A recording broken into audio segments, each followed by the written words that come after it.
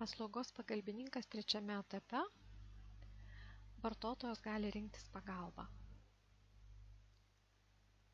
Trečiasis etapas yra skirtas jau išmoktų frazių įtvirtinimui. Pasirinkęs pagalbą, vartotojas pamatys 4 pagalbos rūšis. Tai raktinis žodis, klaidinantis pagal prasmę ir teisingas atsakymo variantas, neatitinkantis socialinio konteksto ir teisingas atsakymo variantas bei sumaišyta žodžių tvarka. Raktinis žodis siūlo vartotojui prisiminti visą frazę pagal vieną pagrindinį frazės žodį. Sumaišyta žodžių tvarka prašo vartotoją sudėlioti žodžių derinius, derinant daiktavardį ir būdvardį, daiktavardį su veiksmažodžiu. Ši pagalba aktuali kalbos ir kalbėjimo sutrikimų turintiems vartotojams.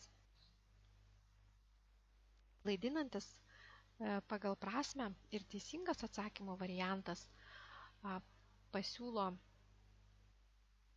2 frazes, kurių viena yra teisinga, o kita pagal prasmę yra klaidinanti. Mokydamasis kalbėti lietuvių kalbą, vartotojas turi įtempti savo atmintį ir prisiminti, palyginti 2 frazes, nuspręsti, kuri iš jų yra teisinga. Neatitinkantis socialinio konteksto ir teisingas atsakymo variantas yra šiek tiek lengvesnis, todėl kad viena frazė yra teisinga, kita visiškai neatitinkanti socialinio konteksto.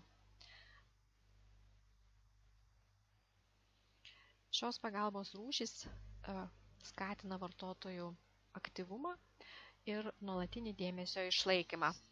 Taip pat šiame etape vartotojas gali pasirinkti greitą arba vidutinį arba lėtą dialogo frazių tarimą. Kviečiame naudotis paslaugą pagalbininkas.